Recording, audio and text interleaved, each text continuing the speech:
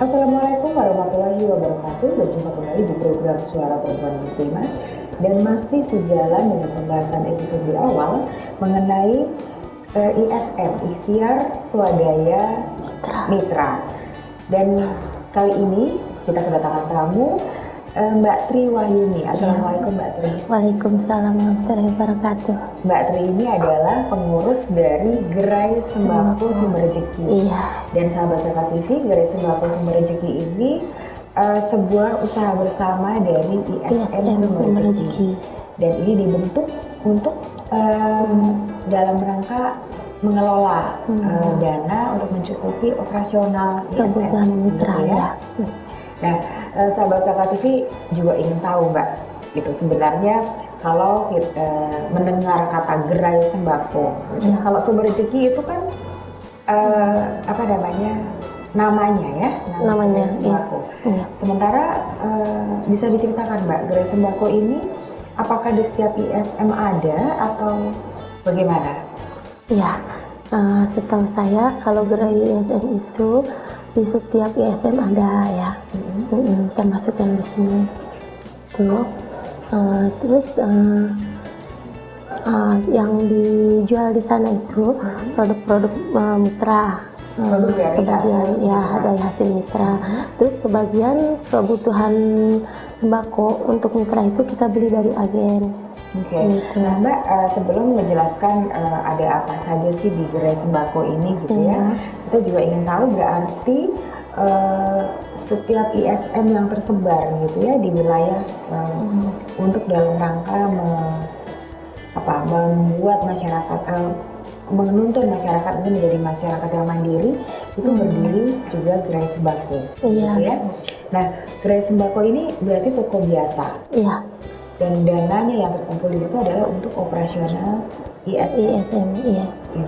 Nah, itu pengelolaannya Mbak, supaya dana itu tidak berhenti begitu ya. Itu kan pasti Mbak Tri dengan teman-teman juga harus berinovasi supaya toko ini tetap hidup, tetap jalan begitu. Itu apakah boleh ada mitra selain menitipkan barang dagangannya begitu, atau juga boleh bekerja sama dengan pihak lain untuk memajukan gerai ini atau bagaimana? Ada batasannya? Iya. Untuk dari gerai sembako ini kita dibebaskan ya. Yang penting gerai itu bisa maju ya. Seperti saat ini kita bekerja sama dengan RST, Rumah Sakit Dapur RST itu ya saat ini. Bekerja sama dengan? Ya, dapur RST ya, kita memenuhi kebutuhan dapur RST. Oh oke. Berarti setiap hari kan RST juga harus membuat makanan untuk gitu ya. Dan mereka mengambil sembako dari gerai. Gerai gitu. Nah, tapi gerai sembako ini pun juga berhasil memenuhi kebutuhan sembako dari masyarakat dari 4 desa ini.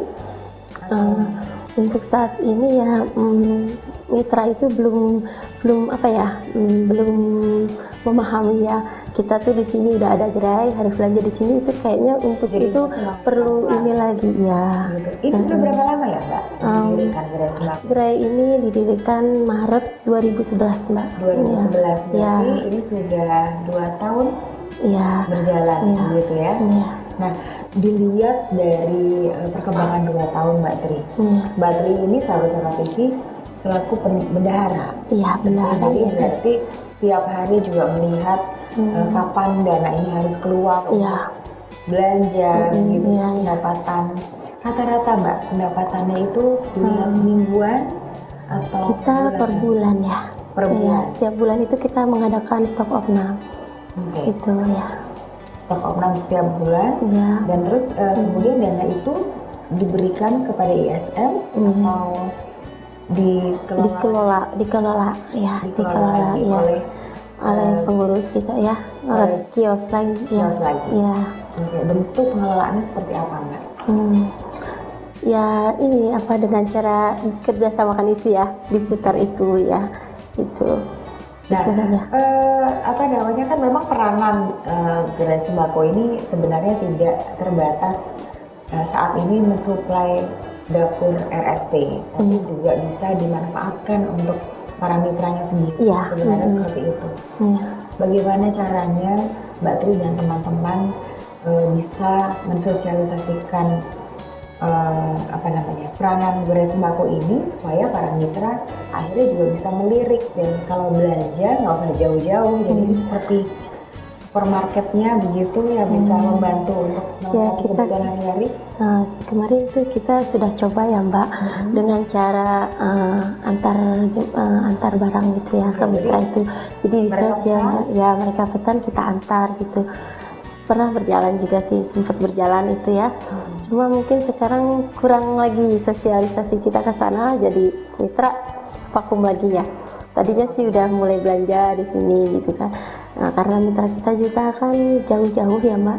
4 desa itu hanya punya 1 gerai Mbak? Iya. 1 gerai yang posisinya ada di sini. Iya. Sementara jarak tempuh mereka untuk datang ke gerai ada sekitar paling jauh itu berapa kilo? Paling jauh itu ya sekitar 2 kilo ya sebenarnya sih. Ya nggak jauh ya, cuma bagi mereka itu jauh Mbak. Itu jauh ya. Mungkin juga karena waktu. Ya. Sekarang kan kita di sini tuh lebih bersaingnya dengan yang Batak itu kan lebih murah mungkin ya. Kalau di sini sebenarnya kita juga lebih murah ya. Cuma ya itu tadi mitranya kurang di ininya ya. Kurang sosialisasinya, kurang pengurusnya itu ya ke Kalau mitra. Kita juga ingin tahu apa usaha atau evaluasi ke dalam internal Mbak Tri dan teman-teman. Bagaimanapun gerai ini juga tetap hidup karena gerai ini sebenarnya adalah karena ini adalah usaha bersama ISM, dan ini adalah untuk menjalankan operasional ISM, mau tidak mau harus hidup. Ini apa yang harus dilakukan supaya nanti kelak gerai ini juga bisa berjalan dengan lancar, Mbak? Kita untuk rencana ke depan ini ya mengadakan kerjasama seperti dengan karyawan dengan karyawan jejaring di sini ya Mbak. Itu saja sih yang mulai kita ini rencanakan ya, untuk bekerja sama dengan karyawan-karyawan untuk belanja di kita gitu. Nah Mbak, sekarang saya juga ingin tahu dan pastinya sahabat TV juga ingin tahu lebih banyak lagi. Tadi di episode sebelumnya gitu ya, kita ngobrol banyak tentang ISM-nya. Itu banyak sekali mitra yang tadinya mitra biasa, dan akhirnya mereka bisa bangkit, mereka bisa lebih percaya diri. Gitu. Itu kan banyak sekali program-program yang diikuti. Gitu ya. Itu apakah ada pembatasan usia atau hanya boleh, misalnya gini, kan salah satu syarat adalah mustahik dan membuka usaha, begitu ya. Tapi kalau dari usia misalnya, mereka ternyata mustahik dan membuka usaha, tapi usianya sudah bisa dibilang tidak muda lagi gitu. Apakah mereka juga masih boleh menjadi mitra gitu?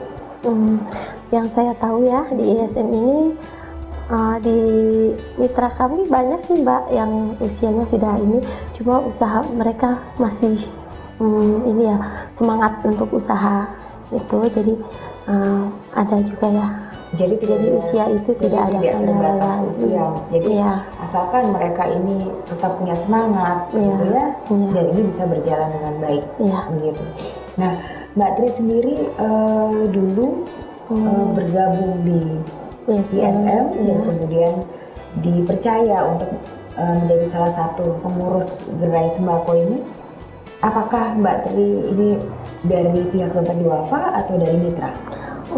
Awalnya saya dari mitra ya Mbak. Saya tertarik ikut gabung di sini. Saya kan waktu itu lihat di sana ya, di tempat saya itu kegiatan ini, program ini. Mbak Tri berasal dari desa? Kalau saya dari Jampang. Dari Jampang? Ya, lihat program ini kok kayaknya bagus banget ya, pemberdayaan gitu. Saya baru pertama kali lihat ini gitu loh. Kok pemberdayaan ini benar-benar bagus gitu kan. Kan kalau seperti pembiayaan lain itu nggak ada ya, seperti pembiayaan di sini gitu. Terus saya langsung ke Bu Sri Sugesti itu. gimana caranya ikut bergabung di sini. Mbak Tri, kita sampai di pembicaraan bagaimana caranya bisa bergabung di sini, dan pastinya sahabat zakat itu juga semakin penasaran bagaimana sih yang dilakukan oleh Mbak Tri Wahyuni dan apa sih menariknya ISM untuk seorang Mbak Tri Wahyuni. Saat lagi bersama kami di program Suara Perempuan Muslimah.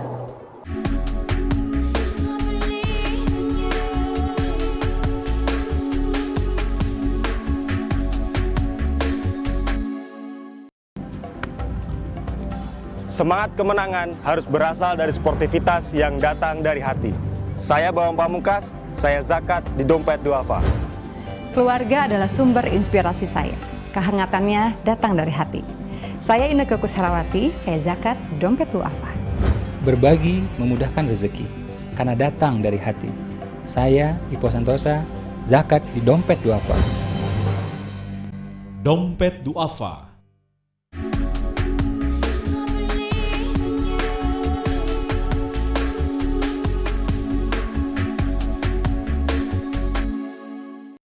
Sahabat Zakat TV, ternyata Dompet Duafa tidak hanya terbatas memberikan fasilitas bagi masyarakat kaum duafa ini untuk menjadi masyarakat yang mandiri, tapi juga ditempa kepribadiannya bagaimana akhirnya menjadi pribadi yang sangat berkualitas, dan salah satunya buktinya di sini adalah Mbak Tri Wahyuni, gitu ya. Mbak Tri, tadi Mbak Tri ada cerita yang terputus, gitu ya. Belum selesai untuk diceritakan secara tuntas apa sih sebenarnya menariknya ISM, gitu ya. Yang pertama kali kalau boleh tahu Mbak Tri sendiri sebelum ada ISM itu usahanya apa Mbak, di bidang apa?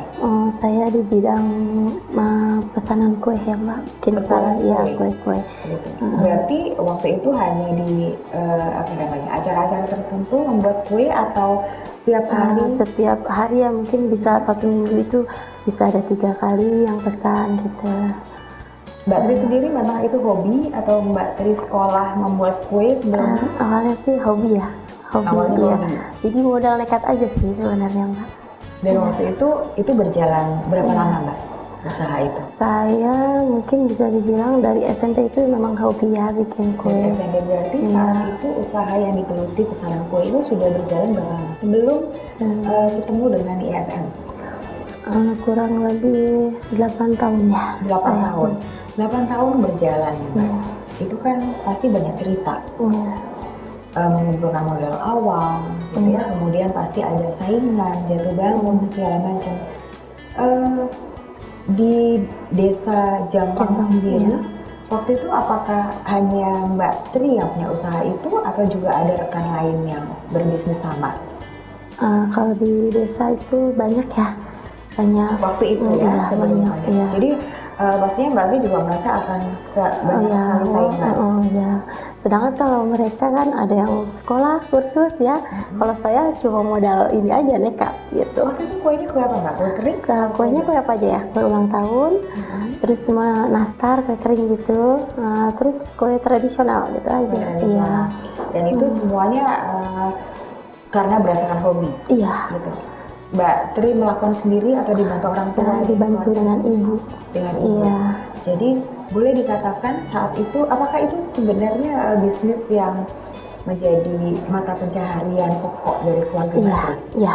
Bisa dikatakan Iya. demikian. Seperti itu ya. Saat itu ya Mbak, apakah kebutuhan pokok keluarga terpenuhi dengan usaha yang Mbak Tri jalankan? Ya alhamdulillah. Saat Iya. itu? Iya terpenuhi. Saat itu sudah terpenuhi. Iya terpenuhi. Kemudian berdiri ISM, gitu ya. Iya.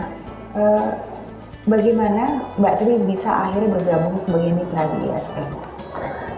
Awalnya ya itu tadi saya tertarik ya Mbak, dengan pemberdayaan ini kok beda gitu kan. Apa sih Mbak yang beda? Seperti ini, kalau di desa saya itu kan banyak bank keliling ya, yang Bank ada kan keliling, cuma bank oke. keliling ya, bank keliling. Ibu saya salah satunya ya, peminjam itu. Ibu saya rasain kok dia tuh pinjam di situ jadi membuat seperti beban ya. Jadi setiap pendapatan penghasilan itu habisnya di situ aja, jadi kita nggak bisa berkembangnya. Waktu itu. Tapi tadi Mbak Tri bilang usaha yang dijalankan itu tetap bisa memenuhi Ya memenuhi, kebutuhan. iya.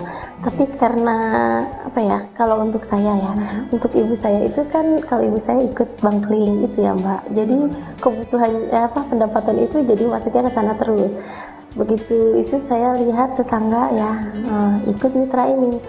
Nah, dari hari ke hari kok perubahan ininya, keuangannya gitu, perubahannya Signifikan, ya. sangat jelas gitu. Ya. Nah, saya mulai tertarik. Waktu itu pertama kali saya lihat ini di sana dia ada shooting ya, shooting dari Dompet Alfa juga mengenai mitra itu. Terus kok bagus banget gitu kan pemberdayaannya, kok bagus banget ya program-programnya. Saya penasaran. Terus saya ketemu sama Bu Sri Sugesti yang sekarang jadi ketua ISM. Saya tanya gimana caranya ikut gabung di ISM seperti itu. Terus dia bilang dengan persyaratan itu ya, persyaratan utamanya mustahik gitu kan. Emang Mbak mau? Dia bilang gitu. Ya saya tertarik, saya mau ya saya. Terus ya udah, terus langsung masuk itu deh Mbak. Saya ikut gabung di situ. Yang mereka lakukan pertama kali dengan menerima, maksudnya menerima permohonan atau proposal dari Mbak Tri gitu ya. Mereka melakukan survei. Kunjungan gitu. Iya, survei. Begitu survei ya saya termasuk mustahik ya, dapat modal ya. Sampai sekarang alhamdulillah modal itu saya pakai untuk lebih ini lagi. Untuk kue-kue kering kalau lebaran seperti ini Mbak, tahun kemarin saya udah alhamdulillah ya bekerja sama dengan jejaring di sini, alhamdulillah. Sudah berapa lama Mbak bekerja sama sebagai mitra di ISM? 1 tahun. 1 tahun. Ya. Nah, 1 tahun itu Mbak Tri merasakan pengalaman yang luar biasa, perubahan Sangat-sangat luar biasa. Ya. Nah Mbak, bicara soal bank keliling, ya, apakah dalam setahun setelah Mbak Tri bergabung dengan ISM, akhirnya beban kerjasama dengan bank keliling tadi karena mengembalikan pinjaman dengan sekian persen bunga itu sekarang sudah terbebaskan atau bagaimana? Alhamdulillah sekarang sudah, ibu saya tarik jadi mitra di sini, alhamdulillah. Sekarang sudah jadi minjam cuma di sini aja, modalnya di ISM ini saja. Gitu. Ini kalau pembicaraan sebelumnya gitu ya, sahabat KKTV juga mendengar bagaimana penjelasan Ibu Sri bahwa meminjam di sini tanpa bunga. Tanpa bunga, ya. Bentuk angsurannya seperti apa? Ya itu, yang bentuk pengangsuran itu di sini yang saya ini ya, di sini sudah ada infak, ya infak, tabungan dan margin. Ya, untuk pinjaman awal kita nggak ditarik margin Mbak. Jadi Qardul Hasan saja kita hanya mengembalikan yang kita pinjam saja, cukup mengeluarkan infak. Gitu. Nah, itu ada batasan tidak? Apakah dilihat dari jenis usaha ya, gitu. Misalnya seperti usaha pemesanan kue itu punya batasan untuk meminjam sekian ratus ribu, misalnya tidak boleh lebih. Iya, kita di sini dipinjamkan sesuai kebutuhan saja, Mbak. Oh, oke. Dan itu tidak ada plafon tertentu. Gitu. Nah, pada saat siapa yang membantu membuatkan proposal? Bentuk proposalnya itu apakah sudah ditetapkan oleh ISM atau itu berdasarkan boleh terserah cara membuatnya bagaimana surat permohonannya itu? Surat permohonannya itu dari ISM ya, sudah ada, kita cuma menandatangani saja. Dan tinggal mengisi saja. Isi. Nah, tapi kan ada tidak program pendampingan? Artinya begini, ISM memberikan sekian modal gitu ya kepada para mitranya termasuk Mbak Tri saat itu. Tapi kan harus dicek apakah modal ini memang dipakai untuk usaha, karena ada beberapa mungkin yang akhirnya tidak sesuai dengan apa yang diajukan gitu. Itu apakah dari pihak ISM ada pendampingan gitu Mbak? Iya ada. Setelah pencairan itu 1 minggu kemudian di kantor Mbak, apa benar-benar itu untuk usaha atau tidak gitu. Dan saat itu berapa lama proses pemeriksaannya segala macam Mbak Tri mengikuti? Iya, prosesnya itu kita 5 hari itu SKM. Nah, itu dikelayakan mitra ya Mbak. Jadi kita diperkenalkan tentang dompet duafa dan tentang ISM. itu 1 minggu kemudian pencairan, dan 1 minggu kemudian di ini dikontrol ya oleh pendamping atau benar-benar enggak untuk usaha seperti itu. Oke. Mbak Tri, kita jeda dulu, dan sahabat TV kita juga ingin mendengar seperti apa sih bentuk pengawasan dari ISM kepada para mitranya. Tetap bersama kami di program Suara Perempuan Muslimah.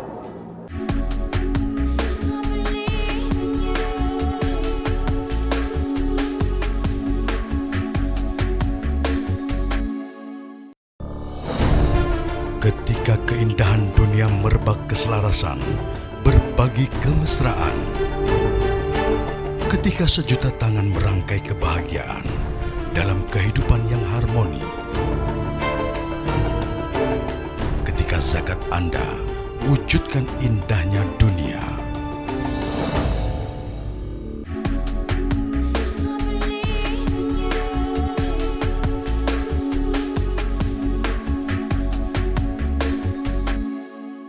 Sahabat Zakat TV, menarik pembicaraan kita dengan Mbak Tri Wahyudi. Mbak Tri ini dulu adalah mitra biasa, tapi akhirnya Mbak Tri bisa dipercaya ya Mbak sebagai pengurus Gerai Sembako Sumber Rezeki di Desa Jampang, dan itu mewakili untuk 4 desa. Gitu. Mbak, sebelum tadi yang menarik adalah pembicaraan agak mundur ke belakang, bukan untuk mengingat-ingat hal yang tidak enak gitu ya, tapi ini adalah seperti Mbak Tri bercerita semangat Mbak Tri setelah terbantu oleh ISM. Mbak Tri, waktu Mbak Tri mengajukan pinjaman, itu awalnya berapa? Awal saya mengajukan pinjaman itu 1 juta ya, karena memang sesuai kebutuhannya. Biasanya itu sesuai kebutuhan. Dan itu memang untuk bahan kue. Iya. Terus sama peralatan kan sudah banyak yang rusak itu. Jadi itu Mbak Tri mengganti semua.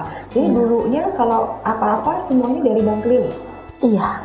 Saat itu bunganya berapa kalau boleh tahu di bank keliling? Kalau bank keliling itu ya 20% ya. 20%. Dan itu harus diganti di bulan berikutnya? Enggak, jadi setiap hari itu dicicil Mbak. Jadi misalnya pada saat ini Mbak Tri meminjam 1 juta? Iya. Proses pengembalian ini dimulai di bulan depan atau hari besok? Di hari besok. Kita terima hari ini, hari besok kita sudah harus bayar. Sudah harus mengangsur? Iya. Oke, itu ada keleluasaan berapa kali pengembaliannya? Kayaknya nggak bisa ya Mbak, harus tiap hari itu. Harus tiap hari itu sampai akhirnya beban itu, dan itu bunganya 20%. Oh, oke. Dan itu memang sistem yang memang mereka buat gitu ya. Kemudian ada ISM. ISM. Dan Mbak Tri mencoba untuk masuk ke sini. Masuk ke sini. Tapi Mbak Tri, yang awalnya itu kan tadi bank keliling itu konon katanya ceritanya itu sepertinya masyarakat sudah sering bank keliling aja deh, karena waktu itu adanya mereka memang bank keliling itu, jadi itu seperti sudah menjadi lingkaran setan gitu ya. Nah, sementara Ibu Mbak Tri waktu itu juga punya kebiasaan yang sama, karena sudah sangat percaya dengan bank keliling. Mungkin bukan percaya ya, karena itu adalah memang itu yang paling mudah ya Mbak, yang didapat ya. Gitu ya. Nah, sekarang Mbak Tri mencoba. Nah, itu bagaimana caranya supaya Ibu percaya bahwa benar-benar ISM ini tidak memberatkan begitu? Ya itu tadi ya, begitu saya masuk perubahan hidup pun kan ada ya.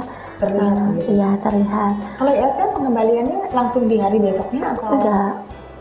Kita diangsur per minggu. Jadi minggu pertama pencairan, minggu keduanya mulai mengangsur.